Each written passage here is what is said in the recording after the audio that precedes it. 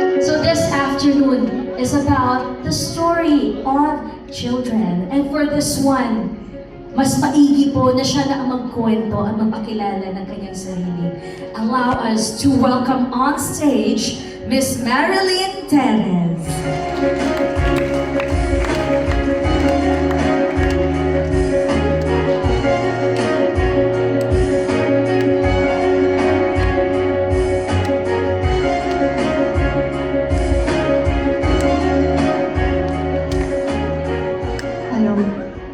Hello, maying hapon sa tanan, mga sir. Ako si Marlene Terez, kini akong anak, si Prince David, 5 years old.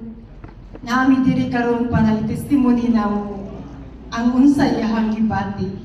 Si Prince David, na-diagnose siya og type 1 diabetes. Dili ko katuo kay bata pa kay siya. Sa una, nagatrabaho ko, ako lang mag-isa. Solo parent ko. Nag-duty ko. Ako siyang ginabilin sa balay. Ito nga, mga tulong ka adlaw, nabatigdan ako siya. Luya siya perminti. Anang tungang gabi mga yung tubig, magsigig pangihi. Wala ko kabalo nga, katuday, symptoms na to sa diabetes. Pero pagka Bernice, March 22, naghapti ko sa akong trabaho. Kaya murag ang anak na ko, dili yun na ako makuhaan, bababati nga. Naghigda lang siya, dili kayo mukaon. Nabalaka ko, gidala na ko siya sa doktor. Una na mong pagkato sa doktor na sa Turil, niya na ang doktor na, ang iyahang symptoms, diabetes man, ana siya. So nakurat ko, dili ko katuo. Ingon siya, mag-random ta. Pagkuha ka o laboratory, walang-wala talaga ako. Kay, gikan na ko sa trabahuan. Ang akong ibuhat ato, nangayon lang akong referral sa among opisina para lang yun makatumis sa doktor.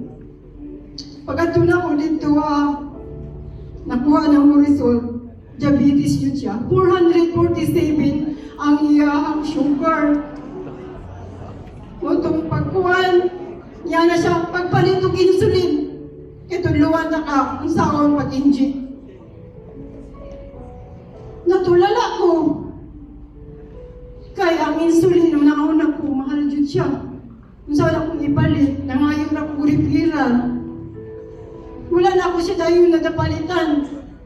Sabado, wala pagyapon ako siya natulungan ng insulin. Kaya nagunahon ako, basig dili ng diabetes pa. WhatsApp ako na special. Pagka-Domingo na, sa hapon, mga alas 2, nga tumigis PMC. Mura no? Wala check. Ang akong kwarta, kamay lang yun, pamasahe lang, amabot ko sa SPMC. Pwede ba yan kaya, di ba? Pag-abot na mo dito, hindi naman siya kakaya. Mag-ana naman siya nga. Asahan ko kay, malibong ko. Nga, lubos-lubosin na. Ganang, hanggang kayo kung marili ko kaginawa, ang agianan sa SPMC, nagikan mi diri sa may Jollibee. Amo nang gibaklay padulong dito sa Bigja. Tanang shortcut, amo i-shortcut. Bisan ako dala tungod kay duha lang mi nangadto sa SPMC. Bitbit na ko akong bag, bitbit na ko siya. Lisod kayo. Pag-abot na mo sa SPMC ni Ana ng Bigja.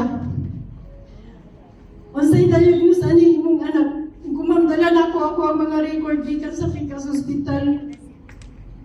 Unya, unsa may imuhang buhaton na ni? Pagtanaw sa iyahang record, taas kayang sugar. Nganong wala man ka nagpa-insulin dayon? Gusto lang ta ko mangayo og sikan opinion sa inyong no? Nasuko sila sa ako kay ngano daw mangayo pag sikan opinion. Dili pa daw mo to sa laboratory. Tuloy mo siya nga, kanay mo anak, ayaw patulong ka. Kaya ka na siya, makuma na sa dilina na siya kamata, abrihan ang tayahang dili at kay hangak na kayo siya. Every 30 minutes, ginamonitor siya, ginamonitor ang yung sugar. Kaya di ka sa 500 to, pag-abot sa SPMC, ikuha din siya sugar, 500 to. Ingon siya mo, ayaw patulong ka. Nagsihi na sila kuhan, kaya magkuha sila og kanang insulin. So ang insulin kabila po mismo sila. 3 times a day tusukan. Pagtusok niya sa insulin, wala pa din siya nga matulog. Nabulat pa niyo po, kay balik-balik sa laboratory. Unaw na po ko, mana itong doktor, kisa may mapili na na yung bata. Ma'am nurse, ibili na sa dyan ako sa imuha para magbasa ko sa iyang laboratory dito sa ubos na may chika.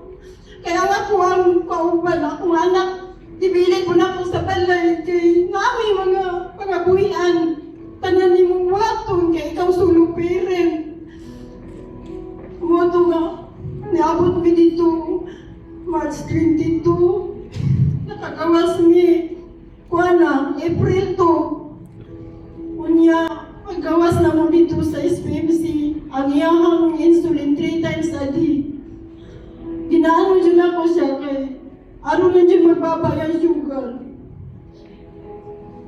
Dili mga kanang imong anak masakit, tapos ikaw na isa. Wala'y makatabang, bisan mo, tingudog. Ano lang ka istorya.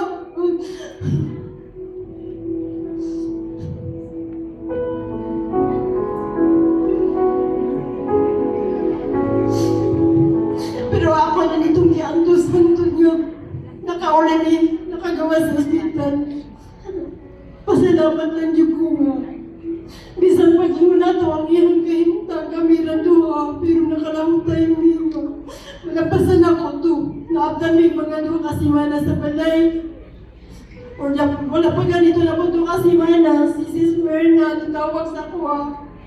Sis, nahakoy tambal para sa imong anak. Ano siya sa kuha. So, nagduha-duha ko kay tambal na po.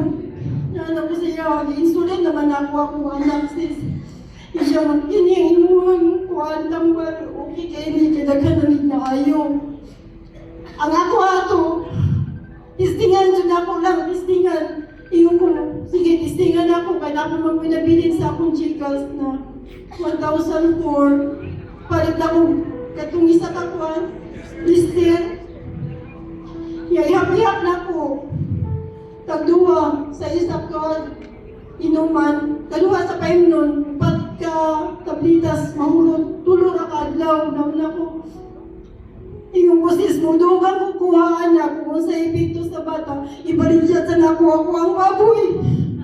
Akong ibalik siya ang baboy, para lang ipalit o kinso, kanang yaman tambal, nakapalit ko, paris na, sura, dugan na to, abdan ng mga tulong adlaw, nagtaon ng iyang sugar.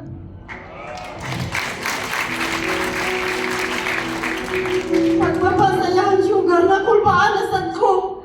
Tingnan na pati ubusan sa iyang sugar. Dapat naman siya. Dapat naman 53. Yan ako nga. Ang iyang sugar, 53 naman. Mas delikado naman noon eh. Yan ako sa'yo. Idala na ako sa Jollibee para makaroon akong tanang tamis para na mahulihan.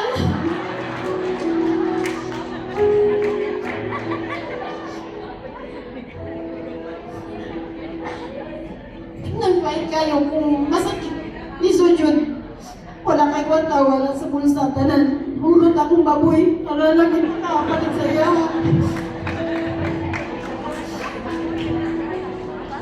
Unang karoon na pasalamat yung ko sa God guard kay wala naman sa insulin.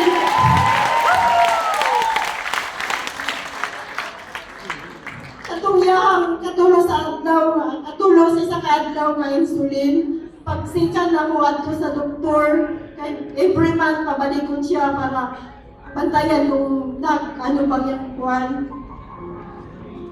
Di, wala pa na akong istorya sa doktor to. Na ako gipainom siya kay basi kasaban ko ba? Kaya yung doktor na sama.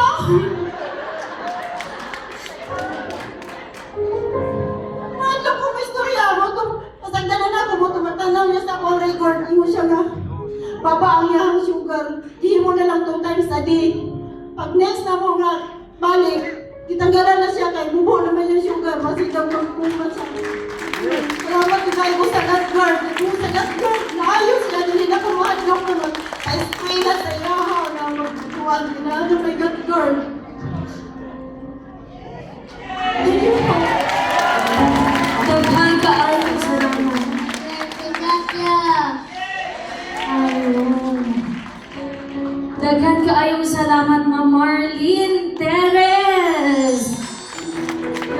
ang imo may gipahilak o gipakatawa pod. Baby, Alisa, pila man imo ang edad? Ah? 5. Unya, nag-eskwela na ka? Unsang grade naman ka? Kinder? Unya, unsa man ka pagdakop nimo? Gusto ka ma-doktor? O doktor sama ni Doc Manaluan? O gusto ka ma-colonel sama ni President Shane? Lela, komensya lang, baby! Glory to God! Yes! Dagan kaayong salamat, Mama.